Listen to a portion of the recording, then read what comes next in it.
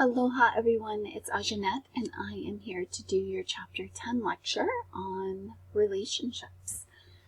Although some of what we talk about really applies to all types of relationships, this chapter is primarily focused on romantic relationships. When we talk about the study of sexuality and relationships, we draw a lot on psychology as well as sociology, but in this particular chapter, there's a large psychological focus, and it opens by starting to talk about evolutionary theories. If you recall, evolutionary psychology and sociology really kind of focus on explaining behavior in the context of natural selection, survival of the species, right, and survival of the fittest. A lot of evolutionary theory is based on very heteronormative and binary assumptions, and so when we look at trying to explain, mating behavior, when we look at explaining gender roles and relationships, there's a lot of focus on heterosexual relationships. And so it doesn't really account for sexual minorities, including members of the LGBTQ community. Instead, it focuses on kind of reproduction and the perpetuation of the species. And so that involves a heterosexual dynamic where an egg is fertilized and kind of what behaviors will support that reproduction. So it's truly focused on survival, and not just of a particular, individual or their lineage, but survival of the species overall. And so when we're looking at evolutionary perspectives, we're looking at what particular behaviors and traits might continue to be passed on from generation to generation in order to support the perpetual survival of the human species. And as those are passed on, there's other particular traits and qualities that will likely be kind of moved out of the gene pool. So we reference that process as sexual adaptation. So it's where you find the gene pool adapting based on that survival and sexual selection. There's also this mutual mate selection thing happening where we are drawn toward particular qualities in life that will support the relationship and support ultimately that family unit, and those particular qualities might also be passed on then in order to promote the collective survival of the species. So sexual selection theory is based on this notion of, it draws upon survival selection where strength or, let's talk about like a giraffe having a tall neck. Well, when they have a tall neck, they can actually reach taller leaves and branches. And so eventually we see that the taller necked giraffes or the longer necked giraffes are going to survive. And so then therefore longer necks are going to be part of the reproductive genes that are being passed on. And that's survival selection, right? Eventually you have more long-necked giraffes and less shorter-necked giraffes because the longer-necked giraffes are more likely to survive. Well, sexual selection kind of works the same way in that it's focused on specific characteristics and traits that are going to allow them a mating advantage, or that's going to allow them the opportunity to reproduce, right? And there's intra-sexual competition where you're looking at within the particular sex, so traits among males and then traits among females. And intrasexual competition is one aspect of sexual selection in that you find males competing against one another for females. And in some species we see like bucks, right, that are fighting. The one who wins actually gets to meet with the females. Or you see You see this in the lion kingdom, right? And to some extent, we see this in the human species as well, where we might see different types of competition. They may not go head to head. Sometimes maybe they will. But we see different types of competition where men are displaying their dominance. And that dominance then makes them more attractive and more appealing to the females in the species. Then there's also intersexual competition, where now there's competition among males and females. Right now, it's not just like they're fighting within the male, but they're actually now trying to attract females, and it's like what qualities or what characteristics might make them stand out, make them become more attractive and draw in more particular or more prospective mates. And you might see things like in the animal kingdom, peacocks, for instance, on the right. Interestingly enough, the male peacocks, and this is very common in the bird in the different realm of birds, but peacocks that have beautiful foliage and beautiful plumage, not foliage, they're the ones that are actually more attractive and desirable, and so they're the ones that catch the attention. And so the pretty peacocks are the ones that are going to survive, because they're going to have higher rates of reproduction. And so you might see, again, those traits and qualities that might make men or women more attractive. For instance, youth, right? Because youth is perceived as healthy and viable for reproduction. And so people that look younger are more likely to attract mates and have greater reproductive opportunities.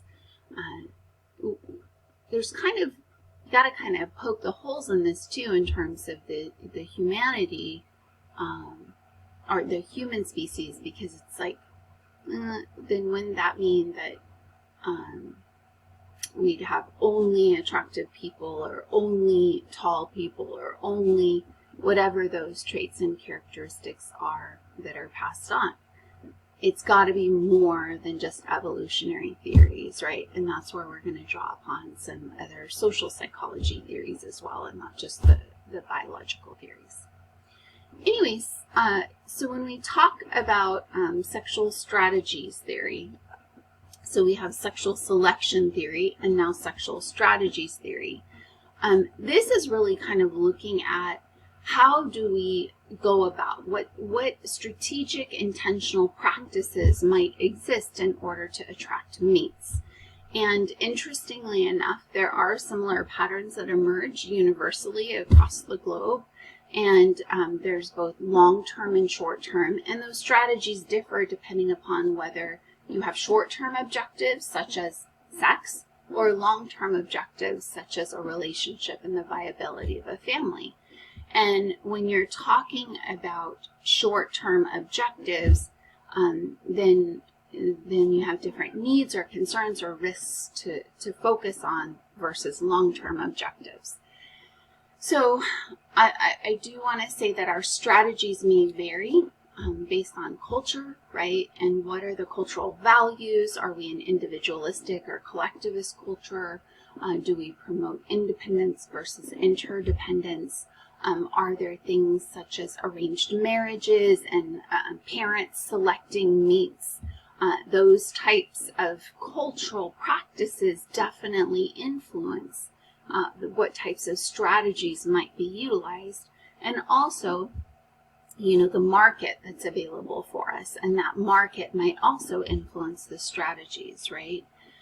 So when you talk about sexual strategies theory, it really, again, comes back to the very binary perspective, and it's very heteronormative and cisnormative, and it's really looking at sex differences, right?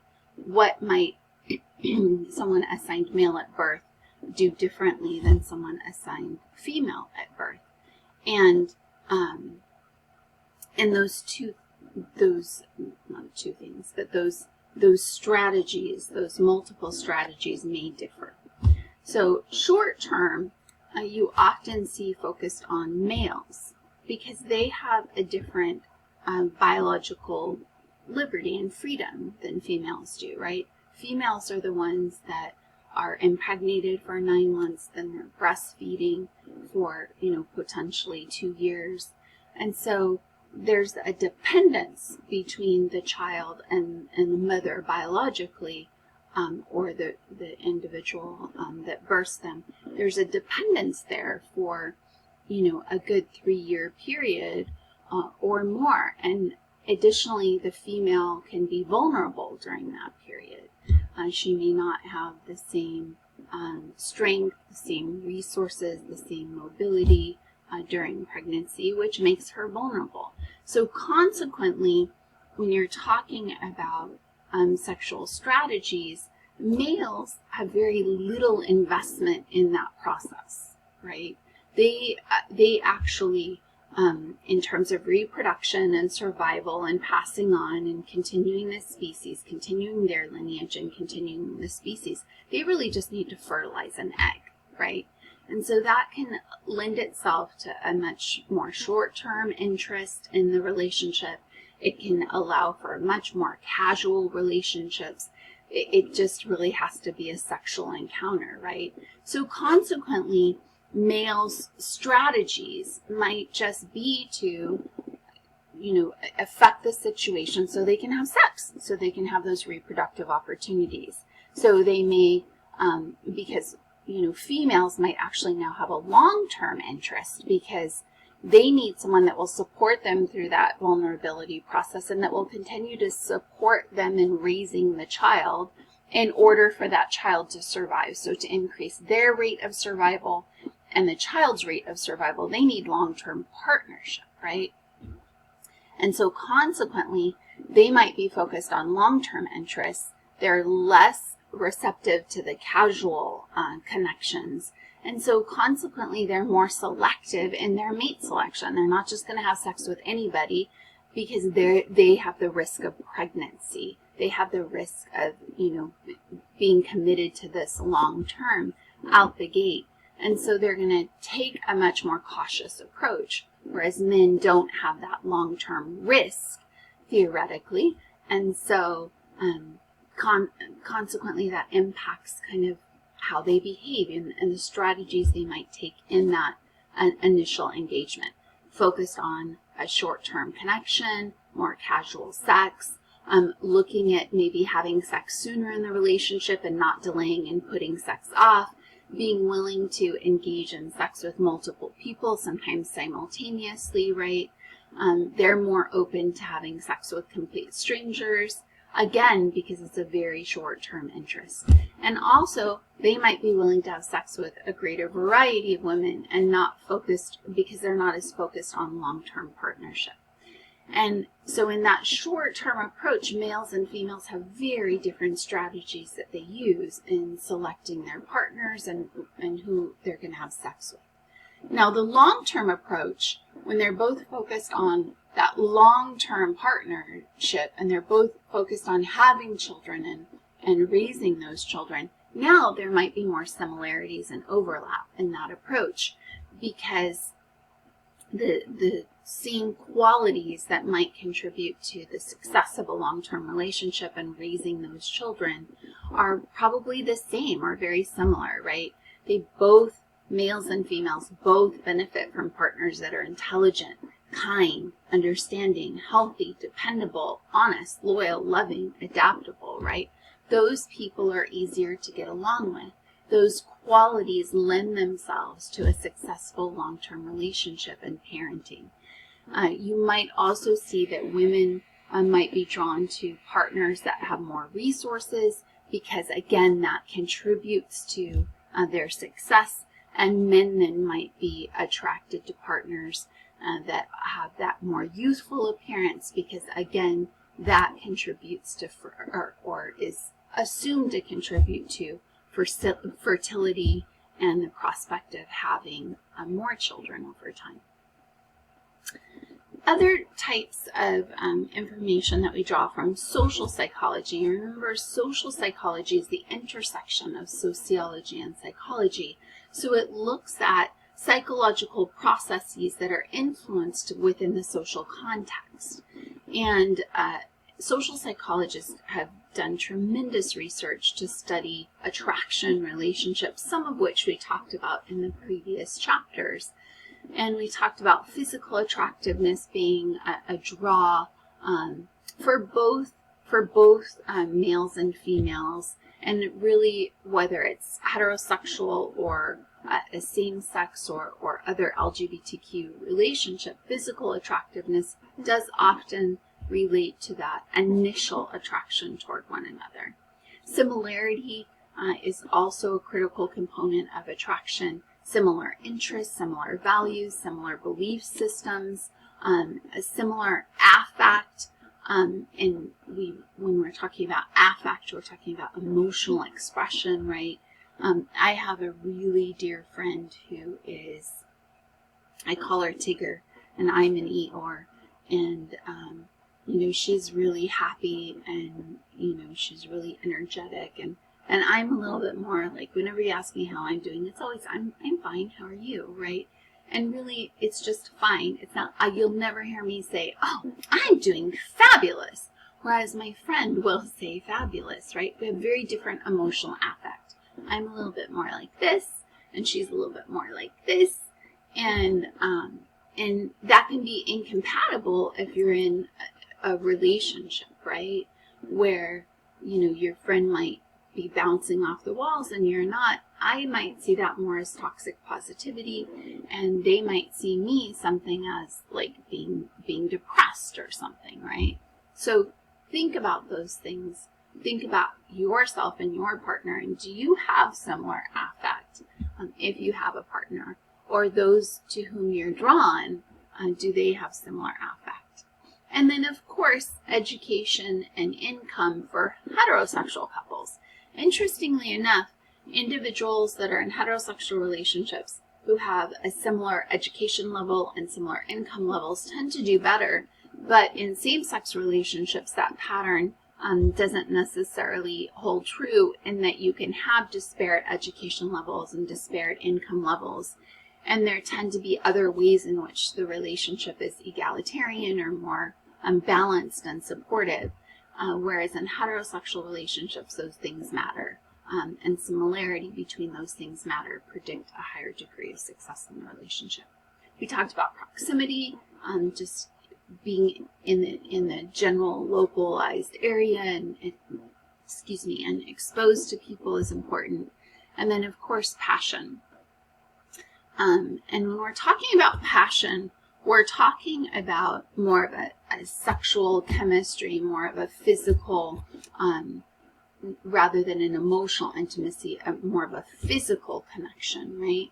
And we see this connection between liking and love and passion in that when you are in love with someone, when you like someone a lot, you can be more passionate toward them, and it does kind of contribute to, keeping that fire burning.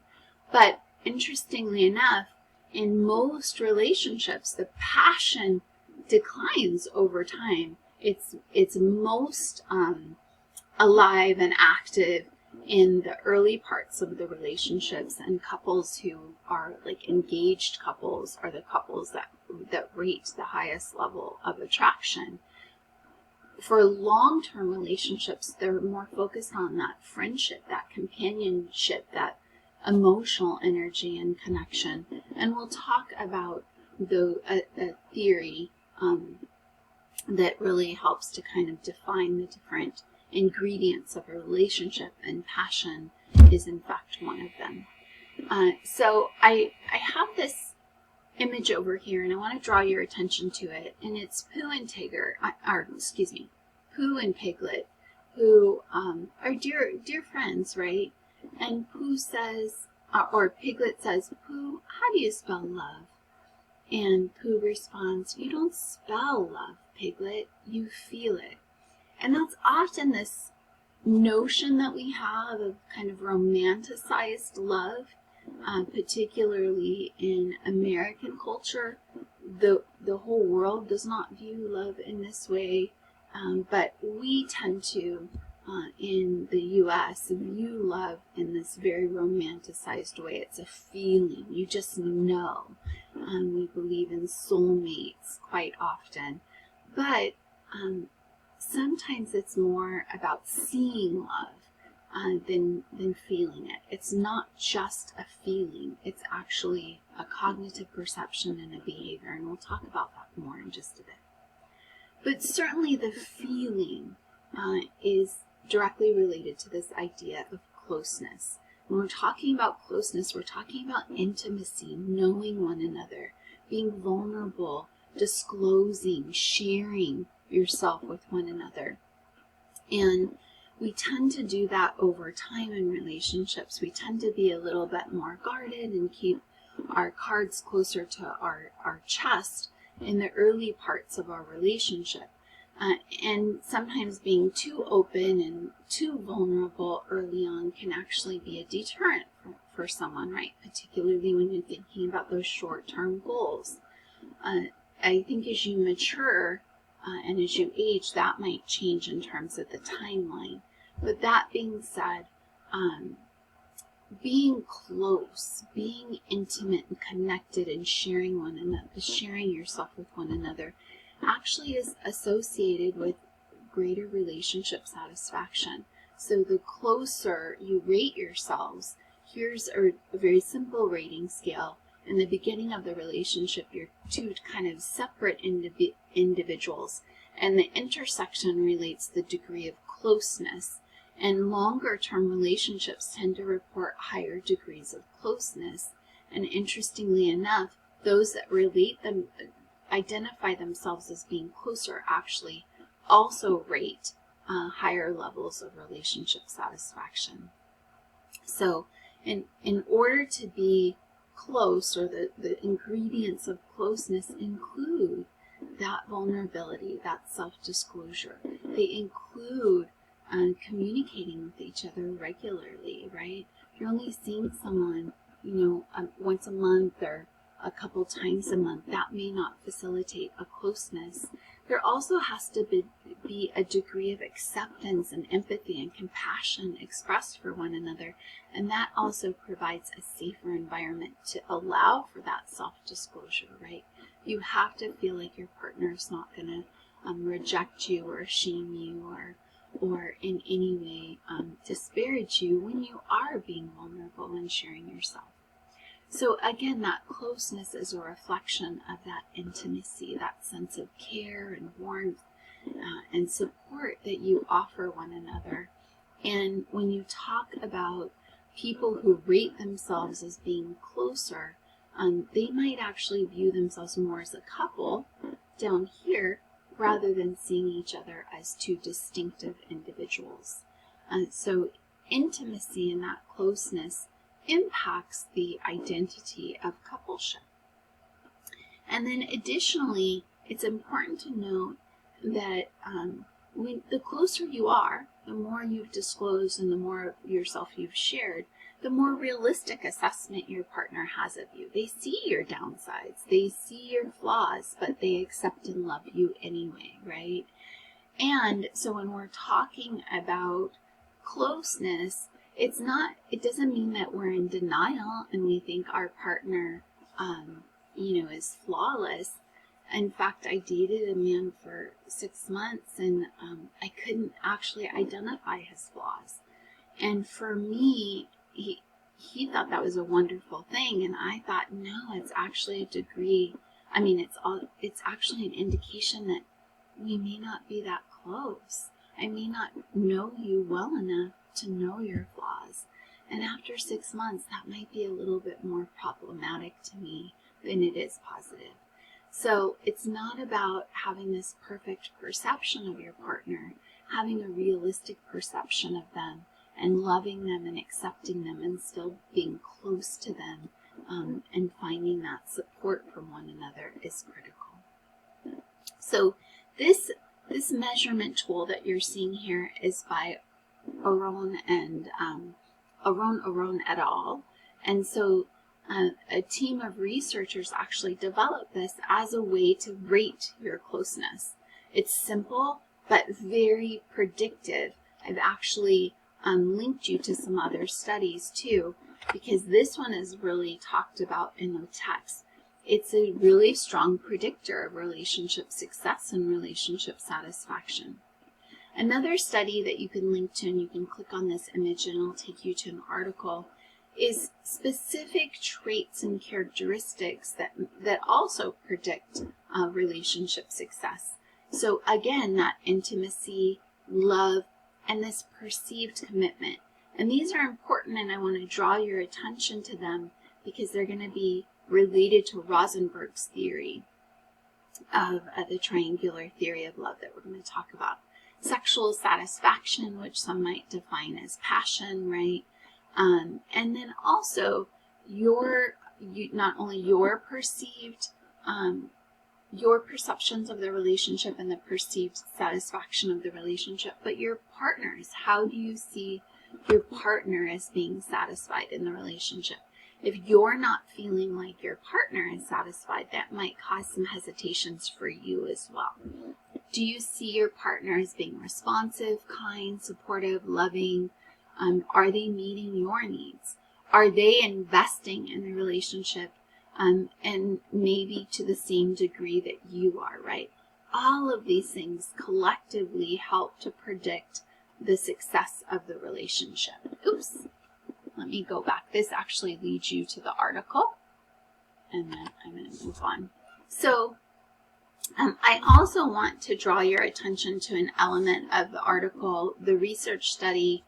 It showed that here's some individual constructs, right, that influence how one behaves, and then therefore the relationship quality. So these things, this interpersonal behavior and how a couple engages with one another is influenced by each of the individual partners' qualities, but also the relationship qualities. And so here's a list of factors that contributed to that relationship dynamic and then the relationship quality.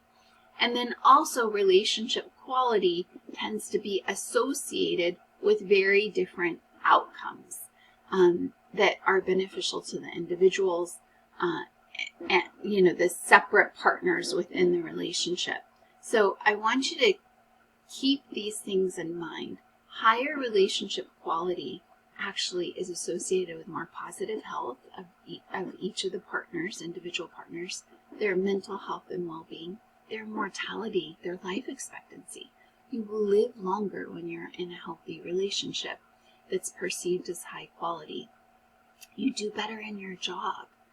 Your children actually have healthier, better outcomes as well. And all of these things are collectively supported by your social network, by certainly situational factors like finances, like trauma in your life, and then the culture and the social context in which that relationship exists. All of these things collectively influence relationship satisfaction. So there's a lot that goes into high quality relationships, and there's a lot to be said about high quality relationships. So is it important to be selective? 100%. Is it important to be healthy and for you to actually do the work so you're in a good place, so you can be a good partner and so that you can select better partners for yourself? Absolutely. So I'm going to say continue to work on you, and in so doing you're going to continue to build better relationships that have long-term impacts on yourself and your family. So let's talk about the difference between communal and exchange relationships. When we're talking about relationships that have a communal focus, and this tends to be when I care about putting my partner's needs above my own, right? So I might actually put my needs aside and give and pour myself into a relationship so I can be focused on meeting their needs, and I'm really not focused on keeping score. I'm really not focused on looking at, well, I'm investing more than you're investing. But the challenge with communal relationships is that it can lead to imbalance and inequity. And when we're talking about divorce, quite often a larger portion of the relationship burden and that emotional labor falls on women historically. Particularly, we're talking about in the United States and westernized societies. And there might be what we call an unequal division of labor, where women are now working, they're financially contributing, but they're still taking on a lot of that familial responsibility, and they're still often the ones that are the primary caretakers for the children. They're still taking care of, things like grocery shopping, laundry, chores around the house, cooking dinner, showering the kids, making sure lunches are ready, and they might carry a disproportionate percentage of the load. And so from their perspective, they're pouring a lot into the relationship, a lot into the family, and they may not perceive that equal contribution from their partner. And that actually contributes to a greater percentage of women actually initiating divorce well into their relationships and their marriages. And so those are things to think about. While communal relationships are often kind of romanticized, you have to be willing to put your partner's needs above yourself.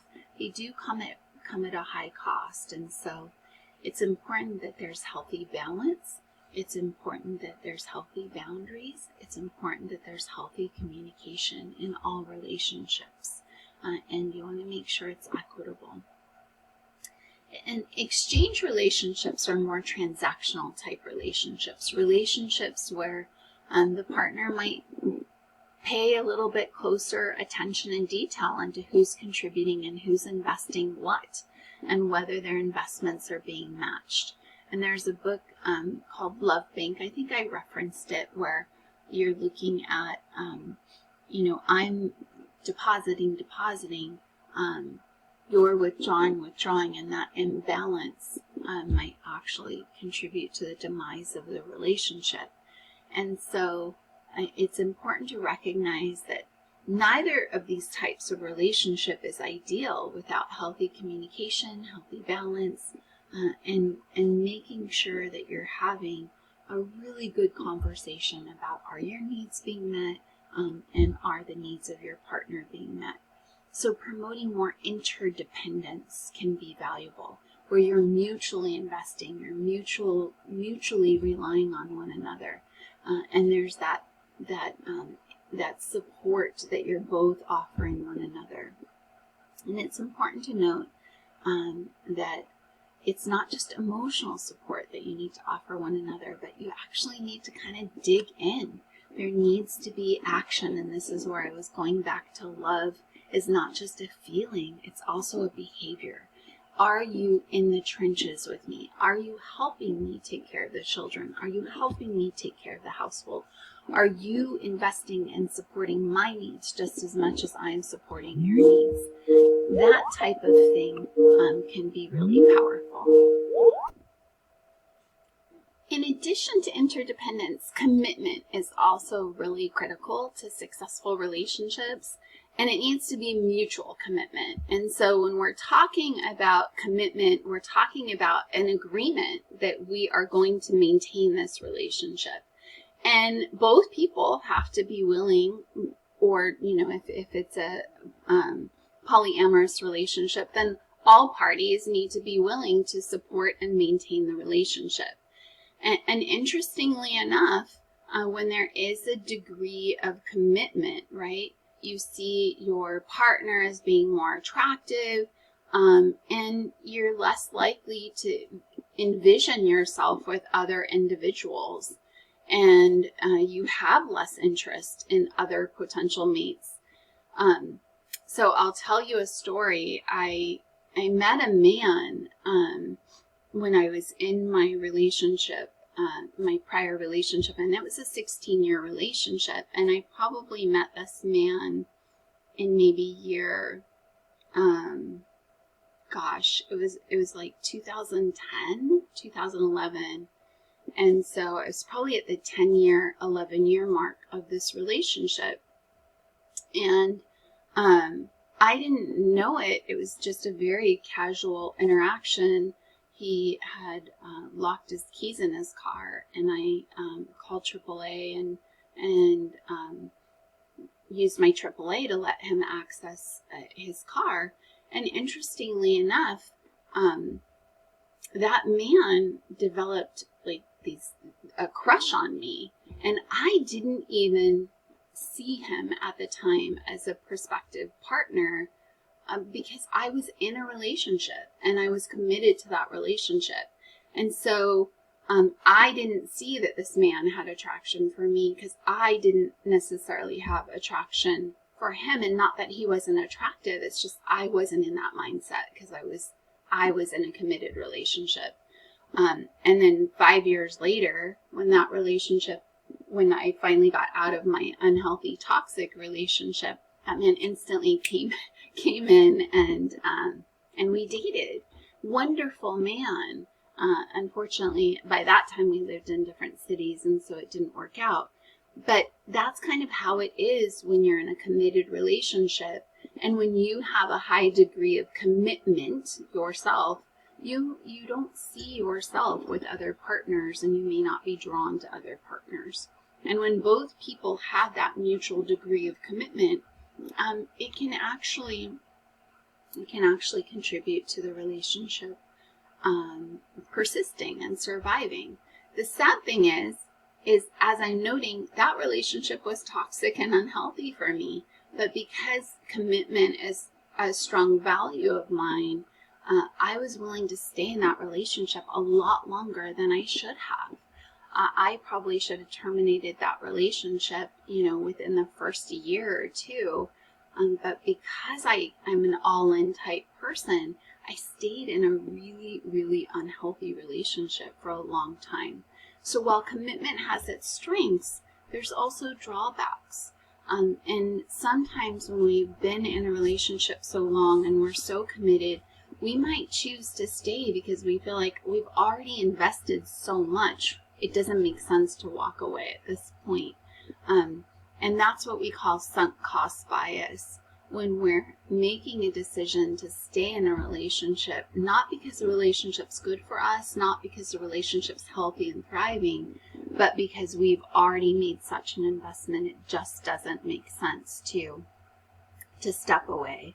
And so, be careful about that. Evaluate your relationship quality, because again, I want to go back to helping you understand how important, right? How important that quality of relationship is to so many aspects of your life. It literally impacts your physical and psychological health and well-being, literally impacts your life expectancy, impacts your career, which you spend so much time on, and it impacts the well-being of your children. Children who are raised in toxic relationships have higher rates of mental illness. They have higher rates of anxiety, higher rates of depression. They're more likely to engage in drug and alcohol use. They're more likely to engage in sexually risky behaviors.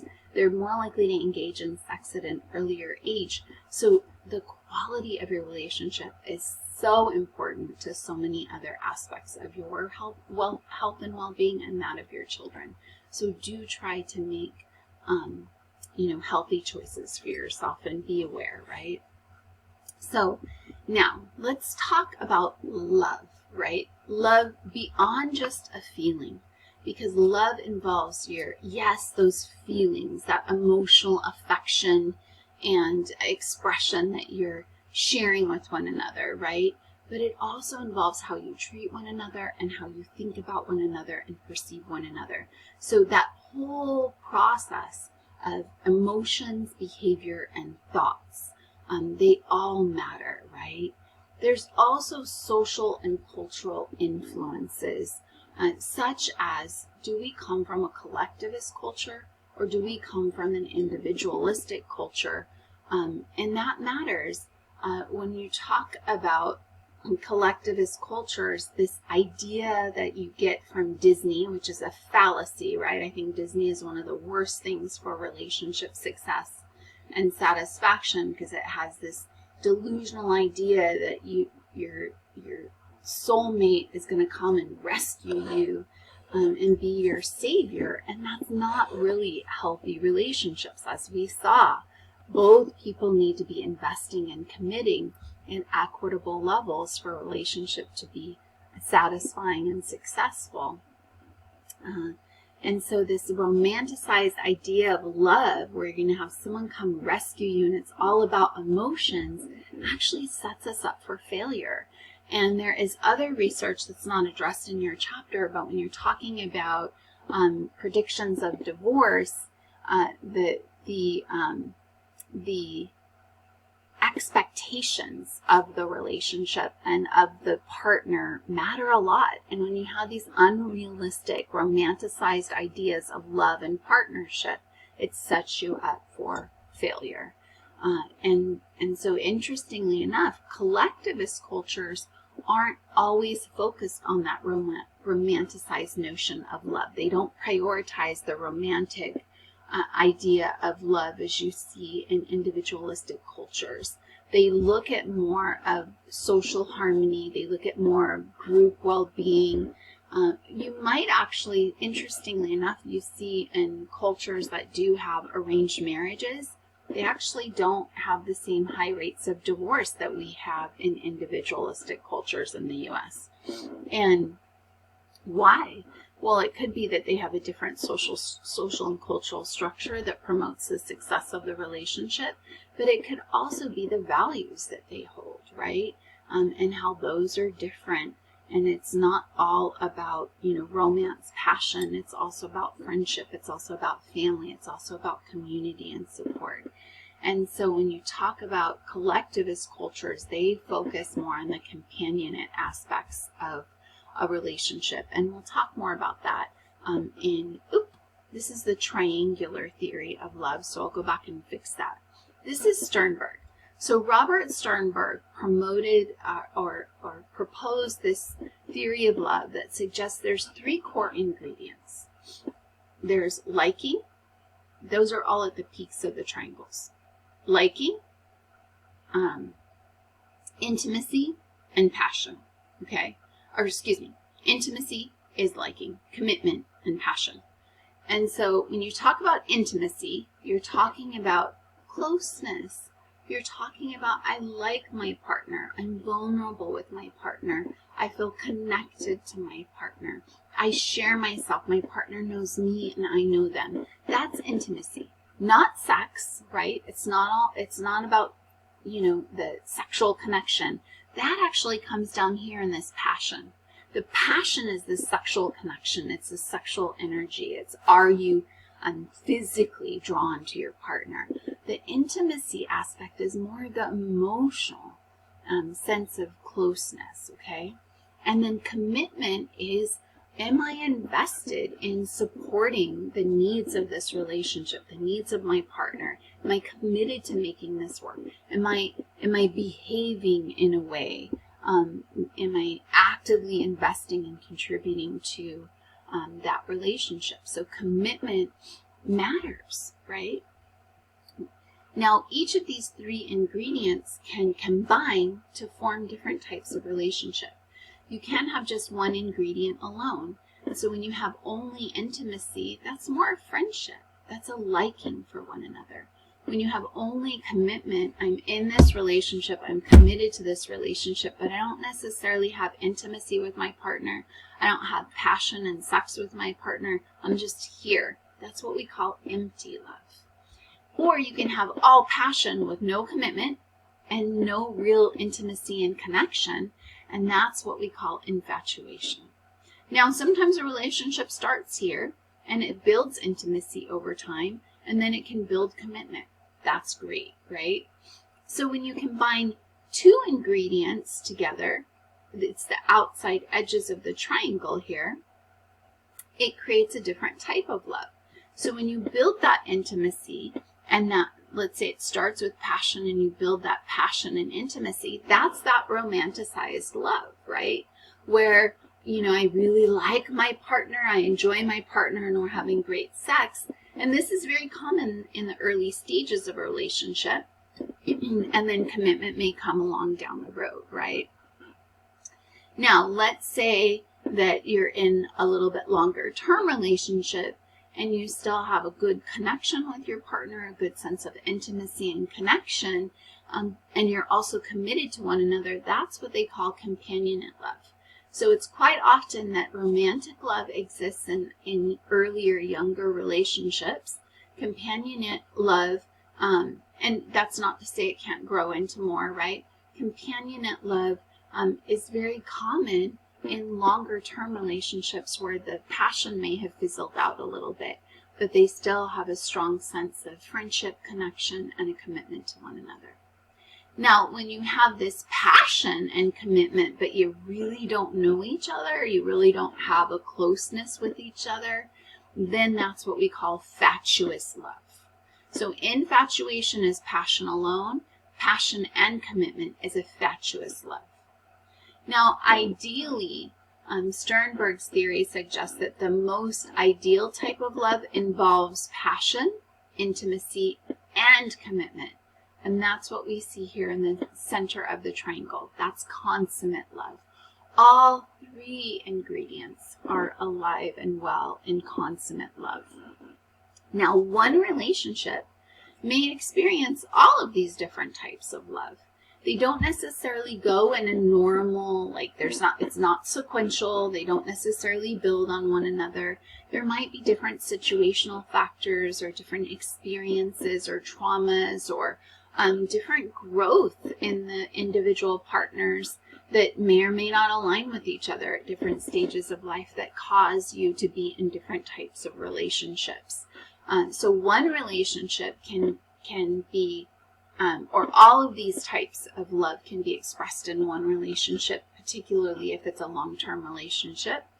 And then additionally, you might actually have different types of relationships with different people.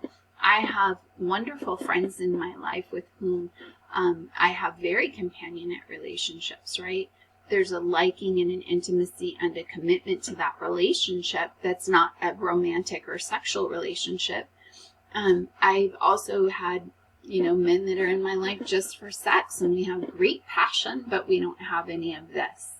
And so, you can think about different people in your lives where you've had different relationships with them, or you can think about one relationship that may have expressed the different types of love over the duration of that relationship.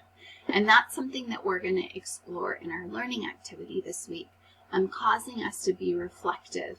I also want you to think about what contributes to that intimacy. Think about the connection. Think about the commitment. Think about the investment of resources. So think about that communal love, that exchange love. Think about all those different types of concepts that we've discussed that may have attracted you to your partner and may contribute to the persistence and the success of that relationship. To really evaluate the quality of love that you might have. So all those quality dimensions might contribute more to the intimacy level. Now, when we talk about Sternberg's theory, it's important to note that, as I mentioned, the dynamics of a relationship may change over time. So when you talk about passion, that usually passion's higher in the early stages of a relationship and often declines over time. Same with intimacy. Intimacy, often you become more intimate and close, and sometimes in the later stages of a relationship, if there's not intentional commitment to continuing to invest in that relationship, and it becomes more of a habit rather than healthy, committed investment with one another, then it can actually contribute to kind of becoming two ships in the night, passing in the night, and not really traveling and journeying together. And commitment is positively associated with the length of the relationship. In other words, commitment You're usually not committed right away. It grows over time. Your level of commitment grows over time.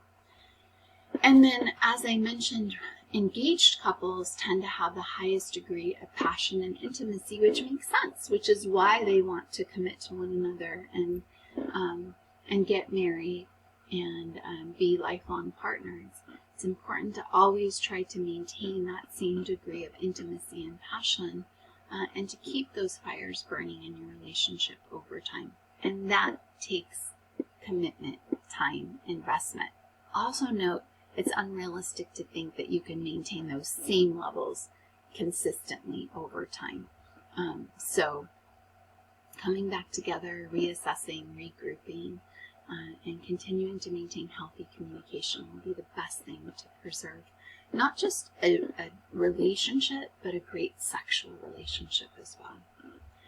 And then also, interestingly enough, we often kind of assume that men aren't interested in commitment, and that's not the case.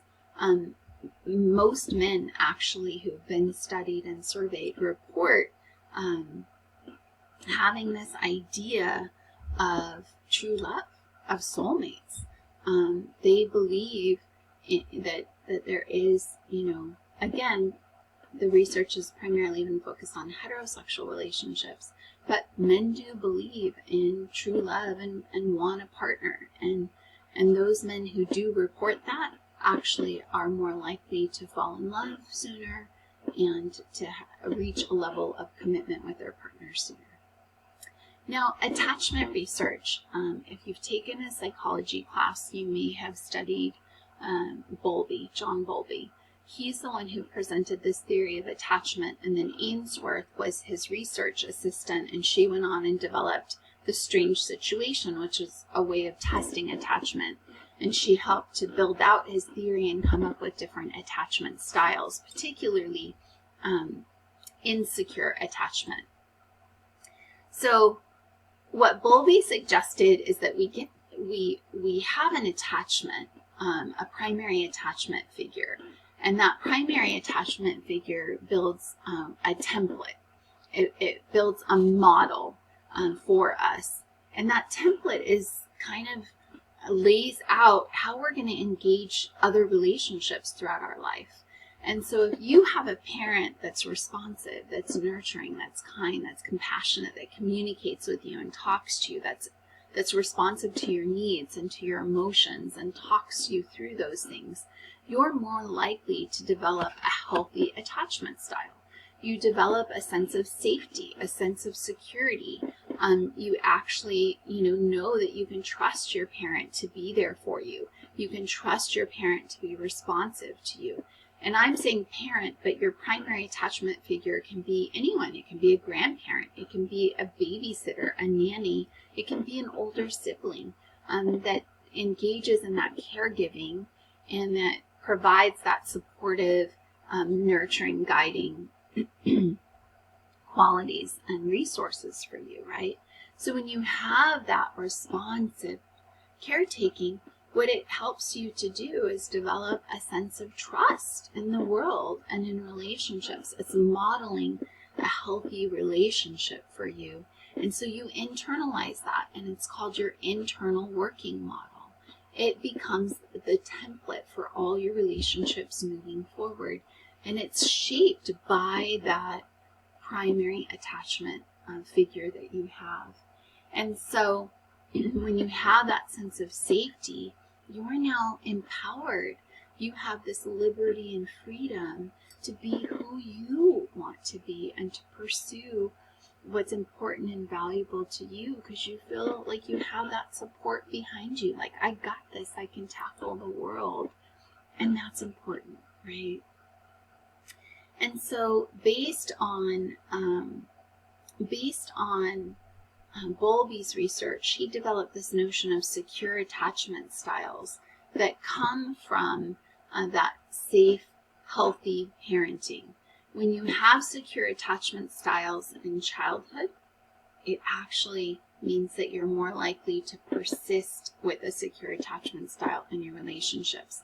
Those types of partners are going to have open communication. They're going to have commitment to one another.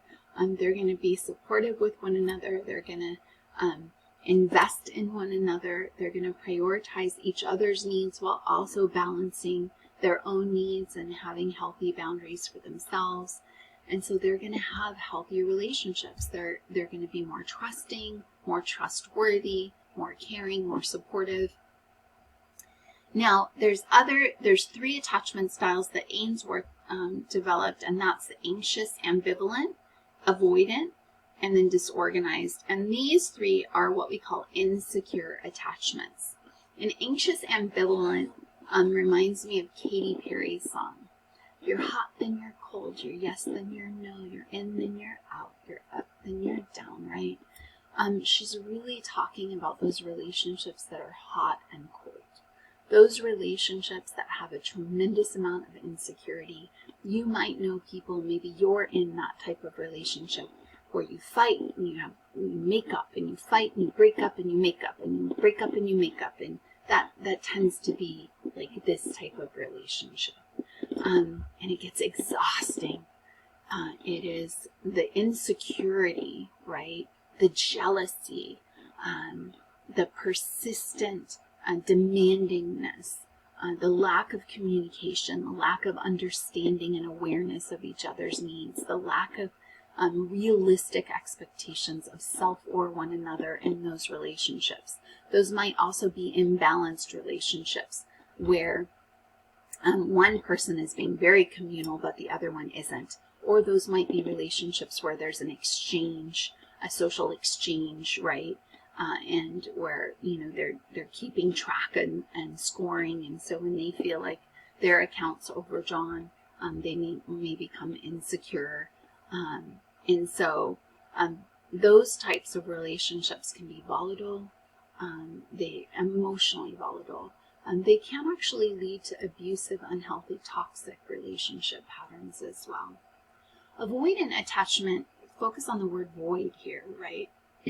This is somebody that isn't investing in the intimacy element. So self-disclosure might be hard for them. Vulnerability might be hard for them. Communication might be hard for them. They might be physically there, but emotionally they don't disclose a lot. Maybe that was the attachment style of my partner that I mentioned, that I dated for 6 months, but we didn't really know each other. Maybe it was an avoidant attachment style. There did seem to be some avoidance of having some real communication and conversations. My ex, most certainly, that I was with for 16 years, he didn't seem to have the ability to get close. And the thing that with attachment styles is your attachment styles can change over your lifetime. You can start out with a secure, healthy attachment style, and then maybe you experience trauma like domestic violence or sexual assault. And so now you become a very insecurely attached person, and you have tremendous anxiety and ambivalence in future relationships. Makes sense, right? But Bowlby also suggested the opposite could happen. You could start with an insecure attachment, but then you have this wonderful, healthy, grounded partner that helps you develop a secure attachment style and healthy relationship patterns. And the problem is when you're in a secure attachment style and you attach to somebody that's in an insecure attachment style, sometimes we think that we can fix them, right? But in the process, we are broken. So we have to be careful about that. If you're a securely attached person, then it's better for you to find another securely attached person. If you have an insecure attachment, then it's better for you to actually seek therapy and coaching and learn how to develop healthy relationship patterns moving forward. Disorganized attachment really has kind of, this might be the abusive, the narcissistic, the psychotic person, or someone with other disorders that might prevent them from having a healthy relationship, like bipolar disorder or borderline personality disorder, where the relationship pattern isn't necessarily predictable. And those individuals definitely might need therapy not just to promote healthy relationship patterns, but also to support their own mental health and well-being. So here's some qualities that you might see with each of the attachment styles. And I'm going to encourage you to actually think about your own attachment style and how might that be evident in your own relationships. So as we analyze ourselves and our relationships in this learning activity, this is definitely one theory I want you to draw upon. And I want you to be intentional about, truly having a realistic assessment of yourself so that you can identify where you might need to grow in your relationships moving forward. How might your attachment style manifest itself in your relationship?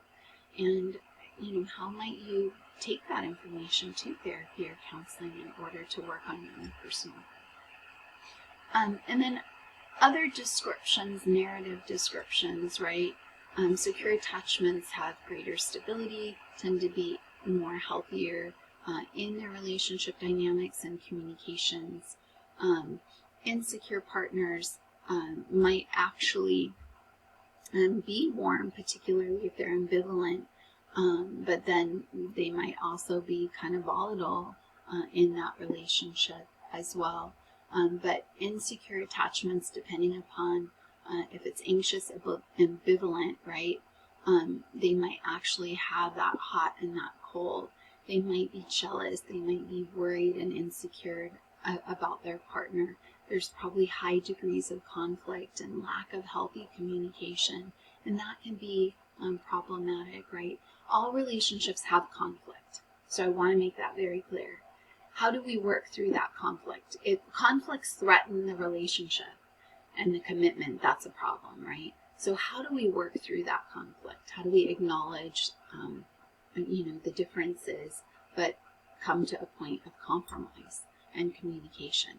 That is how healthy relationships are going to work through conflict. And then avoidant, they may actually avoid that intimacy and that connection altogether. They may not truly share themselves with you or express emotions openly with you. They may actually be uncomfortable with you being emotional. Sometimes they might negatively characterize you as being too emotional or volatile, or however they might describe you, right? And they may not show genuine interest in getting to know you, your needs, how you perceive yourself, the relationship, them, the world, and that's problematic because it prevents you from building that intimacy that's a critical component for long-term relationships. Commonly, nowadays, we see people meeting on the internet, right? And a high percentage of individuals report actually engaging in online dating or meeting someone through the internet. And we often might kind of look down on this in a negative way, but interestingly enough, internet relationships have been associated with positive outcomes for us as individuals as well as the relationship. So people can develop intimacy and closeness even if online, right? Think about our online class or other online classes that you might have. You might actually feel a sense of connection to me as your instructor. And it helps that I'm, in your face with these videos. It helps that I'm disclosing and sharing some of myself as I'm teaching as examples of the concepts that we're learning about. You can still do that in an online relationship. And so don't always discount the value of a relationship. I've had to learn, my son is a very kind of introverted individual. So he's a bit of a loner. But he has wonderful close internet relationships with people around the world, interestingly enough. They are genuinely his friends. And I think initially as a parent, I was like, those aren't real friends. But as I've seen him grow and as I hear him talk about the connections that he has with these other people, he's genuinely concerned about their well-being. He knows what's going on in their lives. And he he cares about the outcomes. And so it's really interesting to see him emotionally invested with people he's never physically met before. And so the internet can very much be a powerful way to bring people together. It also helps bring people together that might have shared interests, where they would never have access to people that might have shared. Remember, we talk about a key element of relationship is shared interests, activities, values. Well, maybe the people in your proximity don't have those things, but you can gain access to people that do through the internet. So here's where I'm saying 50% of people who participated in this particular study, and this was back in 2002, pre-COVID pandemic, so these numbers have likely increased significantly, but 50% of the people reported actually forming a close relationship with someone that they met online, and 25% of the people in the study who were married or engaged actually met their person online. My daughter just got married, and she met her now husband on Tinder. They ghosted each other, and then they ran into each other at Kohl's after Christmas, and they're like, "Hey, I know you." And then that sparked communication and conversation, and they ended up going out on dates.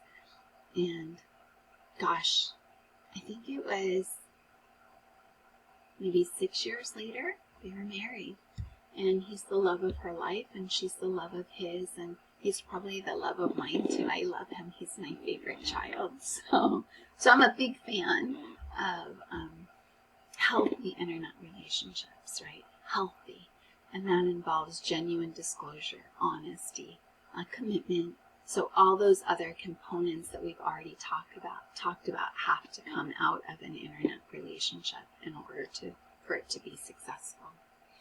And then here's some other research. I want to talk a little bit about the benefits in that you can focus more on those substantive qualities, presuming both people are being honest about who they are, right?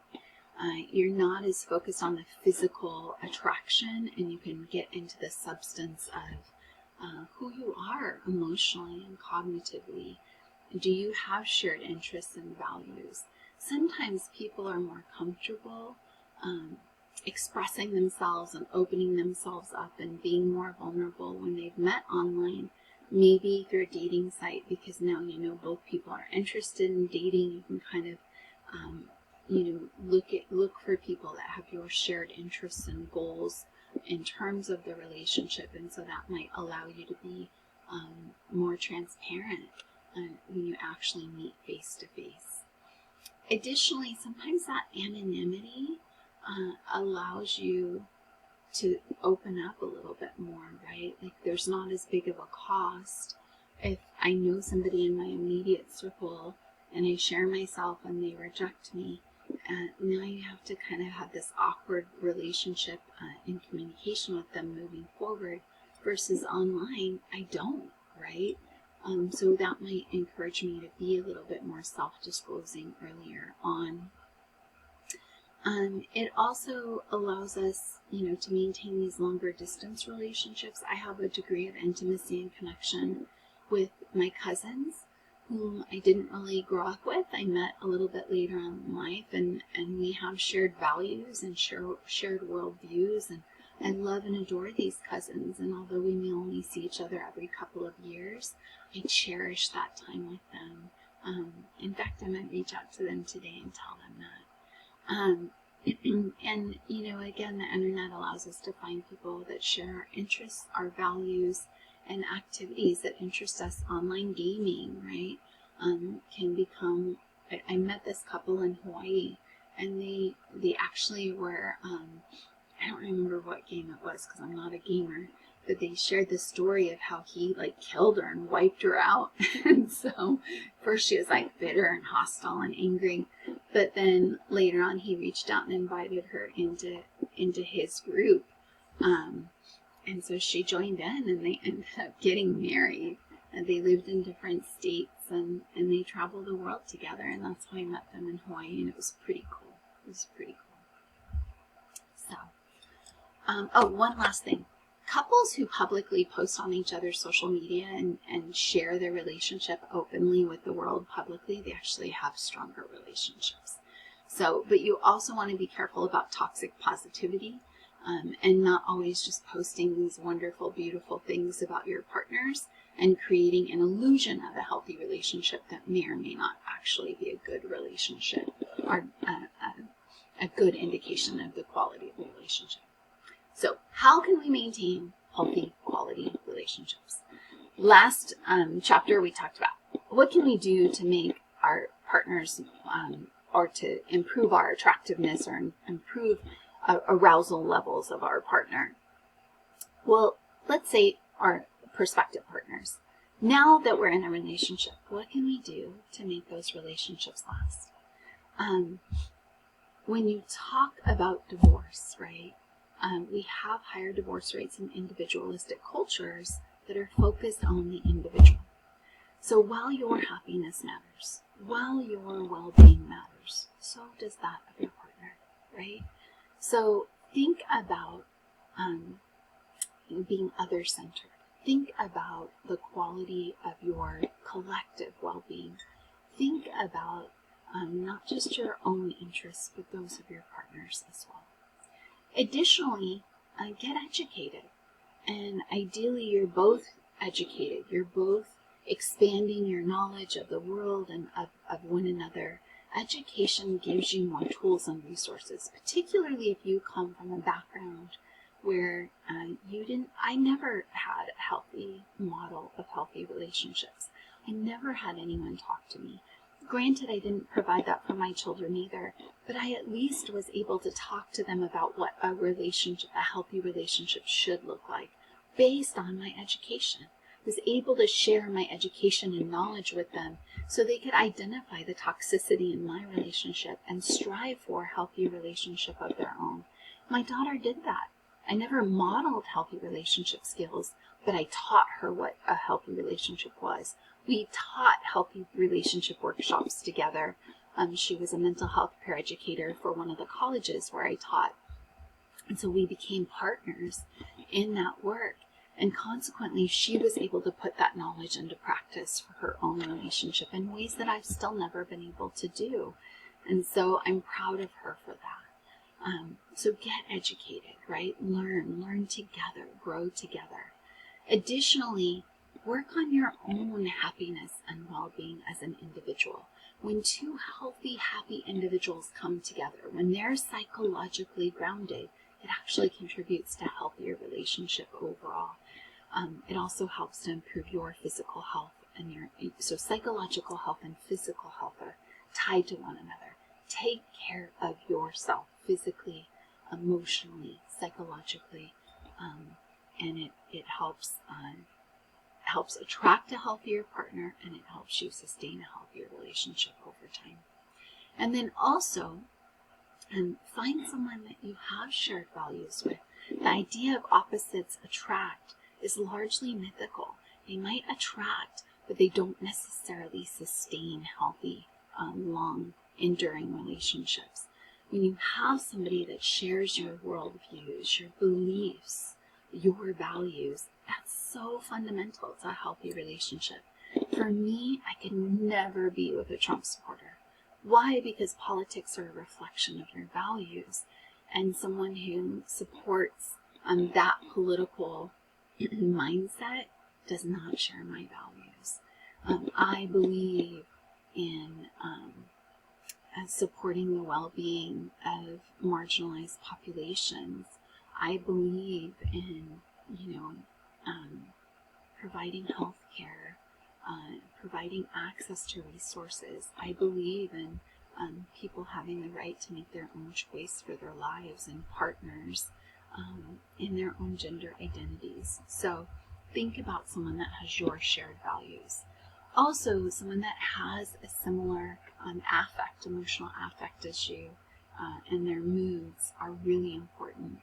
And then how you view your partner, even having an idealized version of them, believing that they're strong, kind, caring, loving people, that actually gives you a sense of greater satisfaction in your relationship.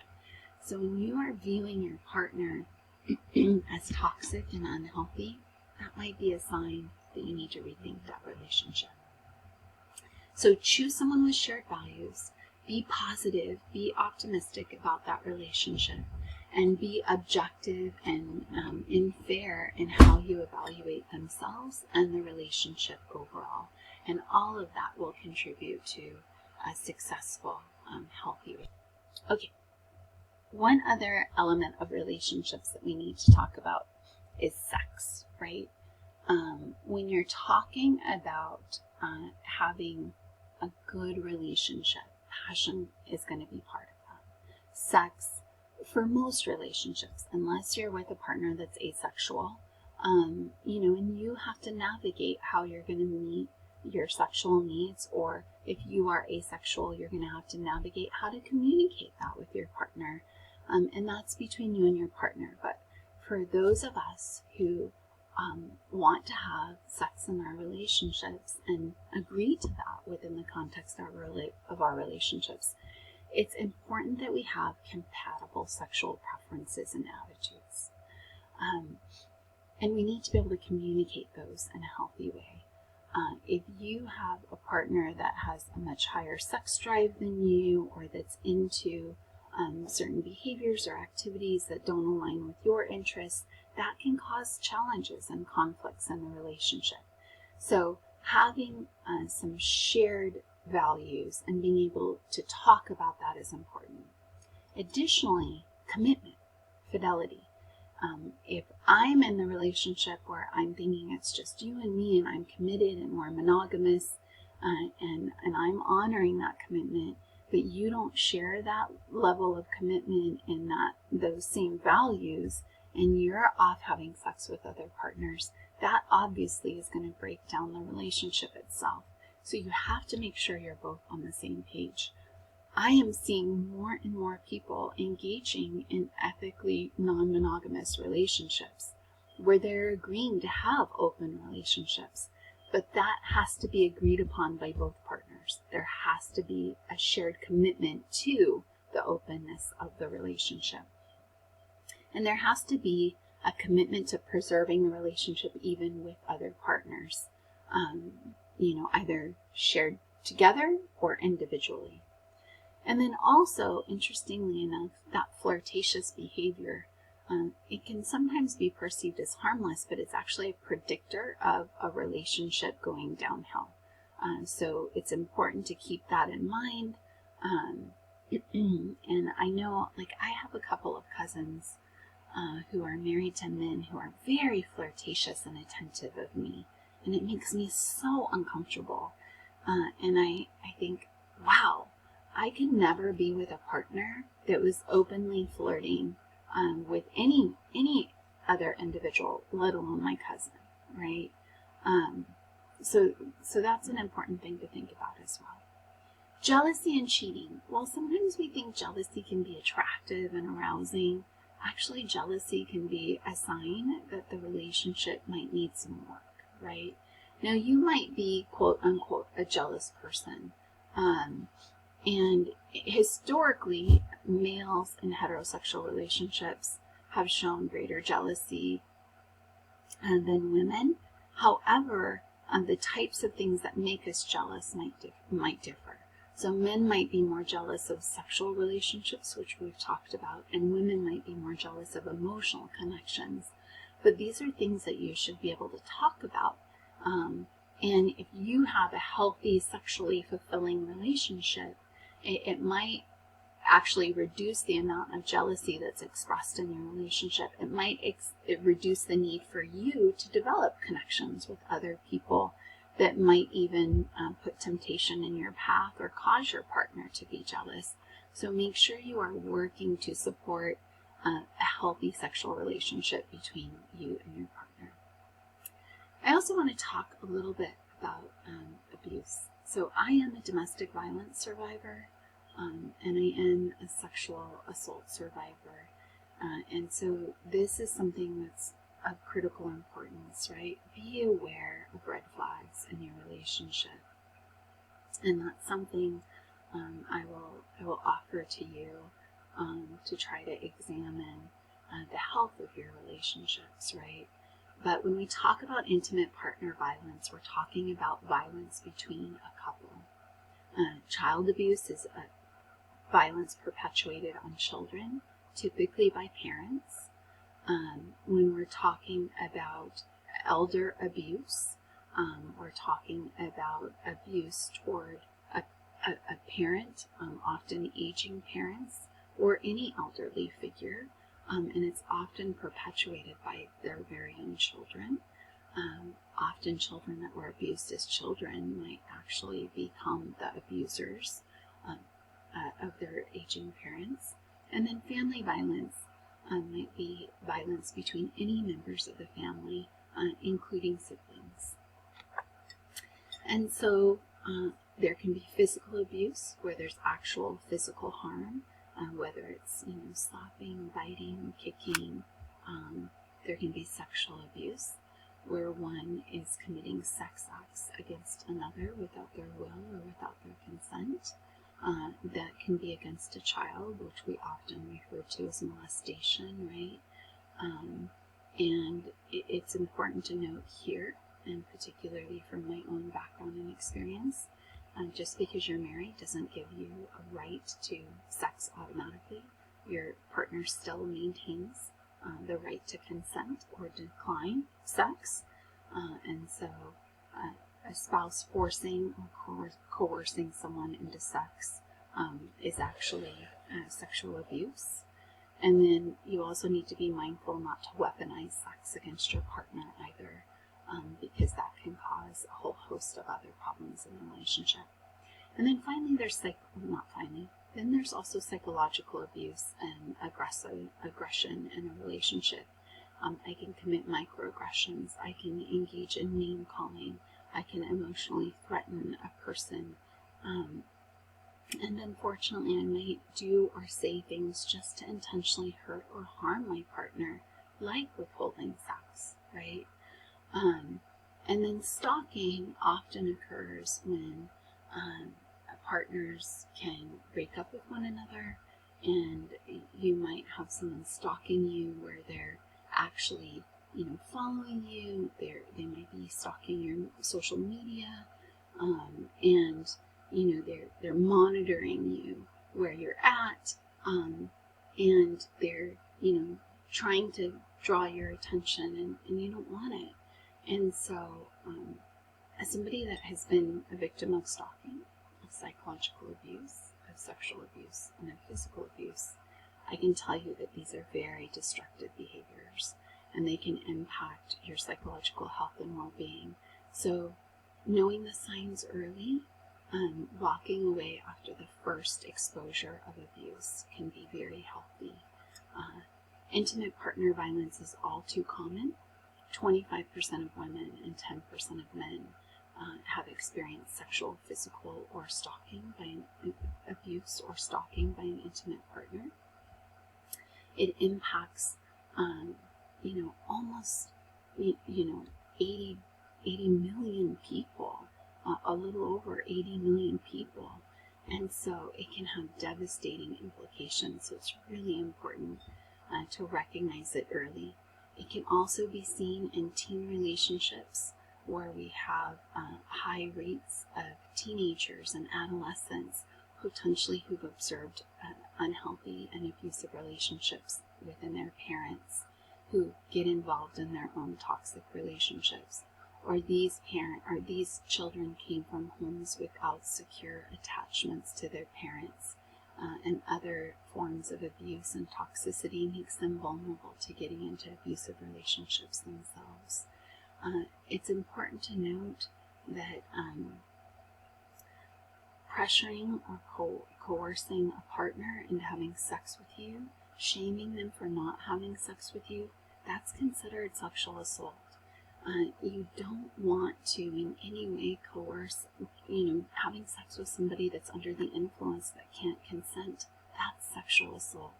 So being aware of these things, it is sexy and healthy to ask for consent.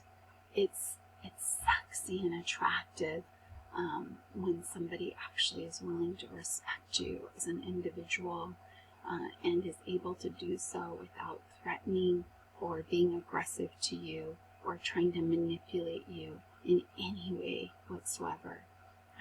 Learn to appreciate that.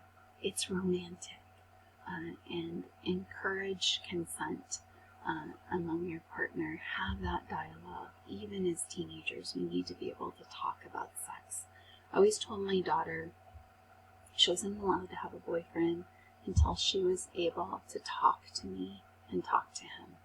So when she was brave enough to have that conversation with me that I like this boy and why do I like this boy, then I was willing to support a relationship. And she wasn't allowed to have sex until she could have healthy dialogue with him and with me. And she did. When she hit 16, she came to me and she said, "Mom, I'm ready to enter into a sexual relationship. I want to talk about birth control."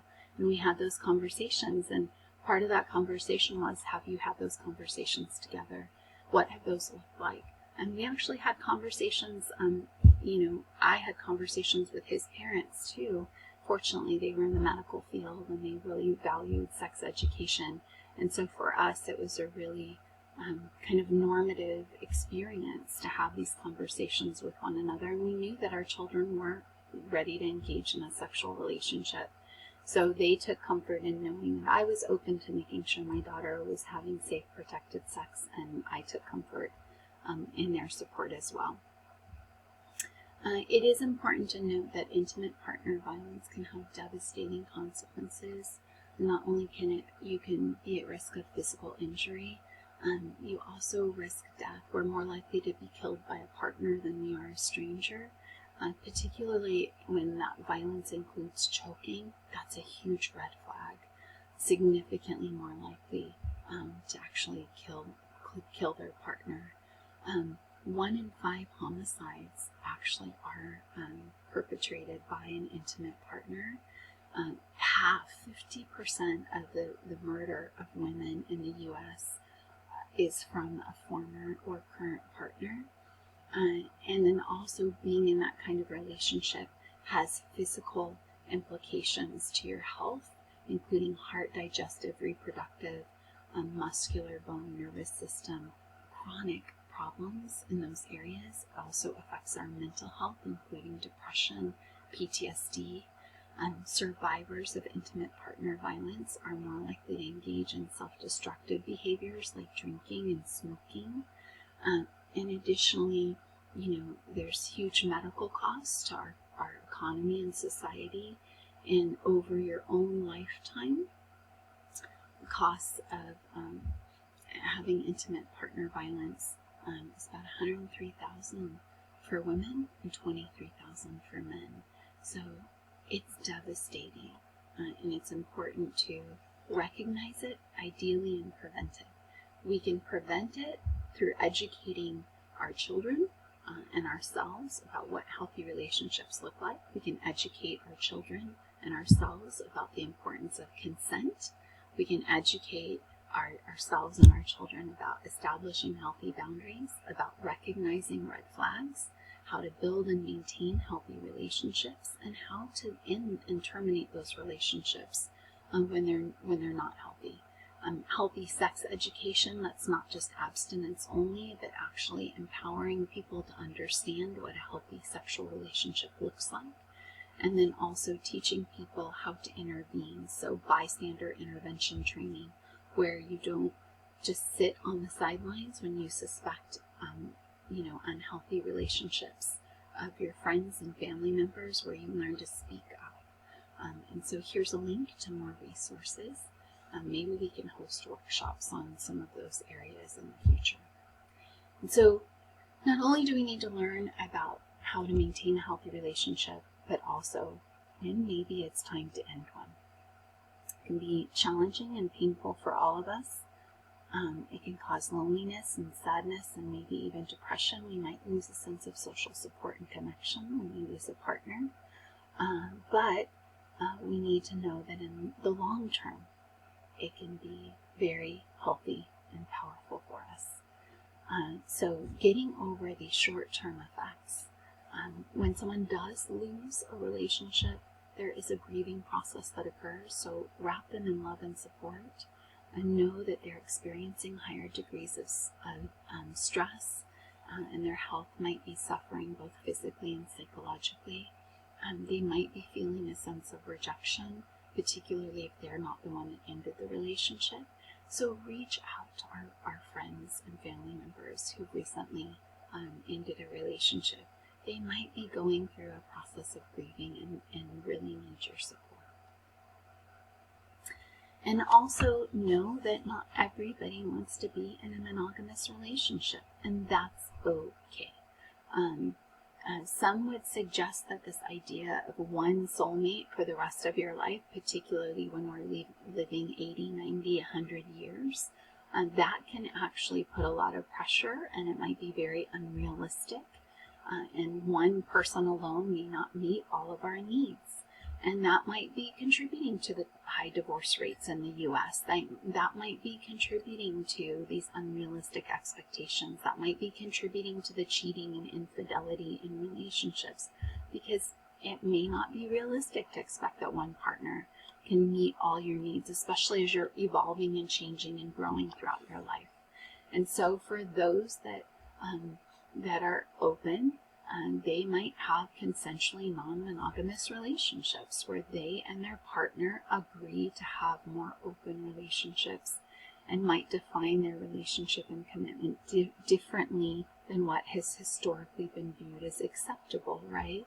And it's up to them to sit down and talk about those boundaries, about what is appropriate and healthy for both of them. And what they are willing to commit to for both of them. You can't, and then they can't behave in a way that goes outside of those agreements. Otherwise, now they're violating that non-monogamous commitment to one another, and so they can still cheat on one another if they engage in activities that weren't agreed upon. So again, healthy monogamous relationships rely on communication. Healthy non-monogamous relationships also rely on healthy communication. Know yourself and know your partner.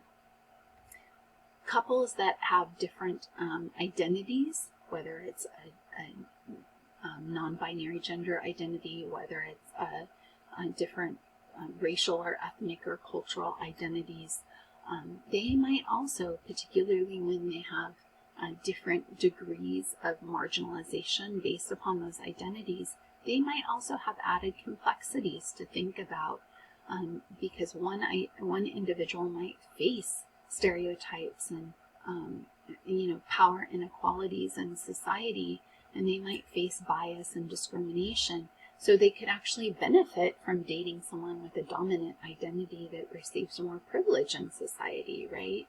And just as we talked about in the very beginning with our social identity, being aware of your own identities is important, but also being aware of your partner's identities, being aware of their social experiences as a result of those identities, understanding the privilege and power dynamics that they experience based on those identities is important, and understanding how they might experience social pressure, stigma, and discrimination is important.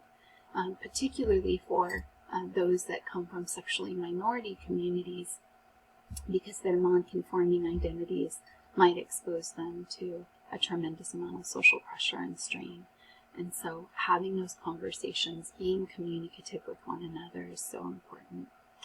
And then it's also important to note that the relationship itself could serve as a protective factor in these types of relationships where an individual might experience marginalization, particularly for BIPOC communities and communities of color.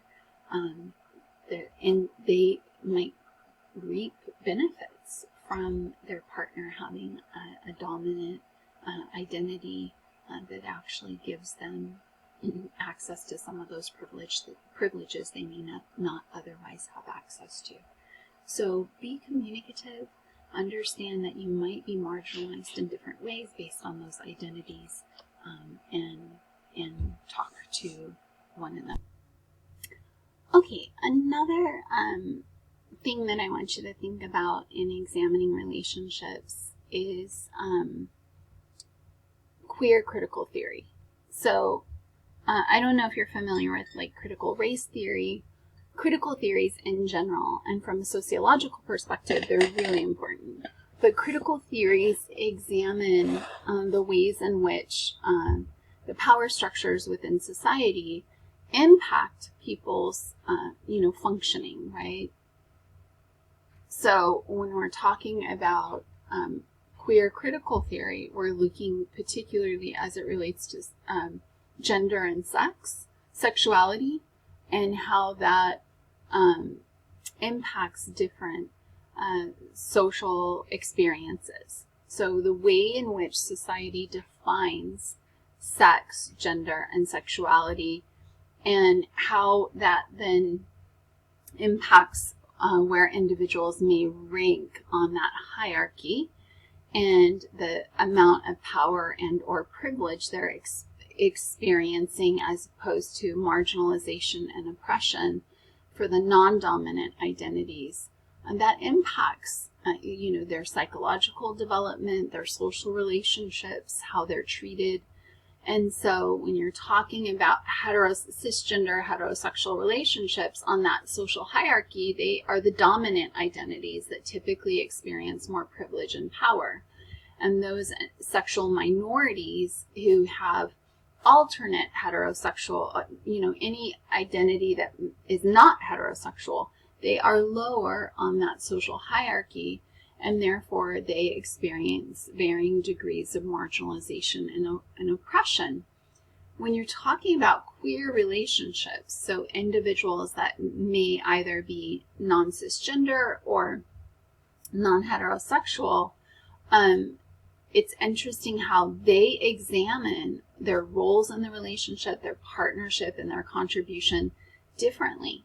And so how they go about deciding on those various responsibilities can be much more egalitarian in its approach. So it's more equal and balanced versus a traditional heterosexual relationship falls into traditional gender roles, which can be very inequitable and put more labor and burden on one partner over the other.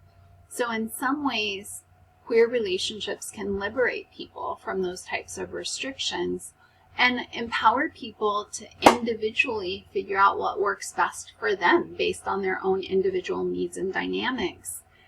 And in that regard, all relationships benefit from that approach, heterosexual as well. And so queer relationships can offer us a lot of insight into how to counter some of these narratives or some of these patterns that may have been healthier in an evolutionary period earlier, in an earlier evolutionary period than what they are in modern times, right? And so we can benefit from drawing on queer theory and that critical analysis of those sex and gender roles and how we might redistribute those relationship responsibilities and expectations in a way that's healthier for us as individuals. Additionally, the same needs to, we need to be mindful about the heteronormative assumptions that we make and the patriarchal structures in our current society, in that men have different expectations and status, and it plays itself out in the relationship and even in the demise of the relationship. I'll never forget going to court and my ex filed for custody of the kids, and he just dragged me through the mud. And the judge just marveled at him, and just because he was a man, asking for custody and visitation, he got certain privileges. And, any fault of the children, their psychological health and well-being, he blamed on me. And guess what? She judged me for that. And he was like a saint because he was taking a position so few fathers take from her perspective. And, and so he got access privilege because he was a man seeking these things. And I got excess scrutiny because I was a woman with children who were struggling emotionally. And so it was really interesting how that status influenced our outcomes even through the divorce. And so we have to really think about the power and privilege that we have, particularly if we have a dominant identity, right? So men need to examine and consider the ways in which they objectify women, the ways in which they use their power in a way that is harmful to women. They have to critically analyze their position and their power and how it can be detrimental to their relationship. If they just blindly accept it and they go through life continuing to just accept these unconscious biases without critically examining them in themselves and in their relationship dynamics, then it can jeopardize and hurt the relationship over the long term. And women need to do the same, right? We need to be careful not to fall into the patterns and practices that are expected of us simply for being women. And we, again, need to examine our own needs.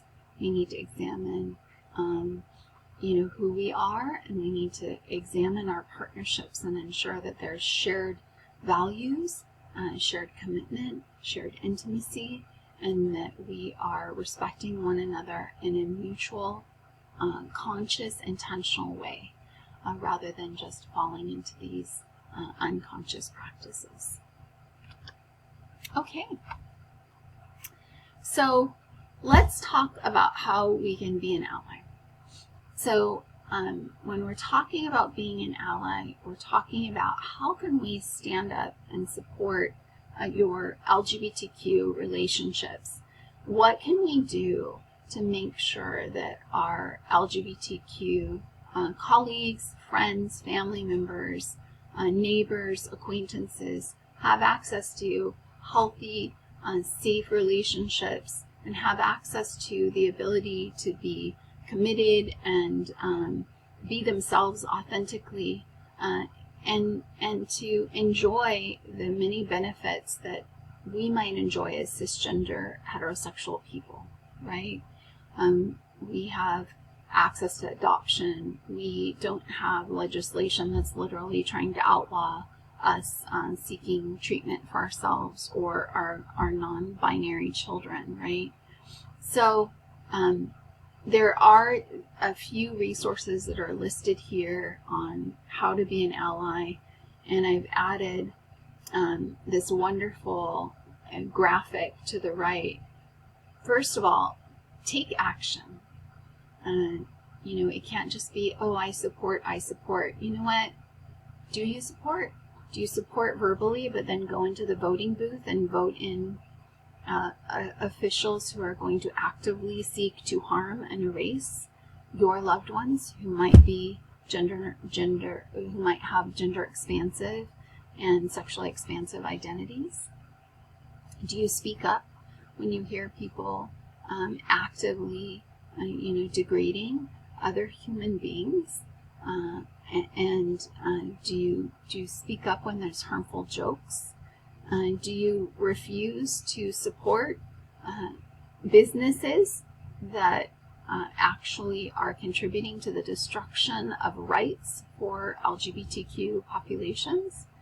Do you call out harmful policies that might be at work or at school and that might limit or restrict rights of LGBTQ identities and relationships? So what do you do to counter those things? How do you behave in a way that is actively supporting inclusion? Do you listen? Are you hearing the concerns and needs of sexual minorities and those with marginalized identities? Are you showing compassion? Are you showing empathy? Are you showing care and concern for their needs and their well-being? And are you listening to understand, not just hearing, but listening to understand so that you can take actions?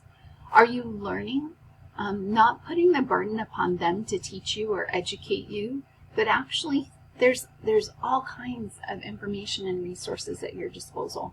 Do you take the time to click on these extra links and learn how you can be an ally? I would submit to you that if you have someone in your life, or if you yourself have a non-conforming identity and an expansive identity, then, pass these resources on, encourage those around you to be educated, and if you want to be an ally, take that initiative yourself to educate yourself. Additionally, are you yielding? Are you centering the voices of our LGBTQ population? Are you, in conversations, are you calling out heteronormative and cisnormative perspectives and inviting in diverse perspectives that can help to be more inclusive and expansive? Are you checking your own privilege? Are you recognizing when maybe you need to lean out to let others lean in? Are you giving people the space, the encouragement, and the support they need to lean in and lift those voices? So those are all ways that we can be an ally. So as we wrap up this chapter, I hope you've identified some ways that you can identify a healthy relationship, the way that you can support a healthy relationship, ways that you can critically analyze love and what it means and what it looks like, not just feels like, but what it looks like in action and thought and in emotion. I hope you've identified the importance of communication for yourself and your relationship. I hope you've identified a diverse range of relationships that may exist, and try not to be judgmental and limited in your view of what healthy relationship is or isn't, or I shouldn't say healthy, I should say normal, right? We think a normal relationship is a heterosexual, committed, monogamous relationship, and that may not work for everyone. So I hope you have opened up your mind and ideas and stepped out of your own biases and judgments to be more inclusive and accepting and supportive. And as you wrap up, make sure you're taking detailed notes for your reading and for your lecture videos. Submit those, and then in your learning activity this week, be intentional. Dig in, dive in, and examine the quality of your relationships. Or if you're not in a relationship right now, a romantic relationship, you can examine a past relationship, or describe what you would want in a future prospective relationship, and what is your ability to contribute to that relationship in a healthy, fundamental way. So with that, I will bid you farewell. I will wish you healthy, thriving relationships in your life, and may we all support everybody in having that healthy, thriving relationship, however they define it. Much love and aloha to all.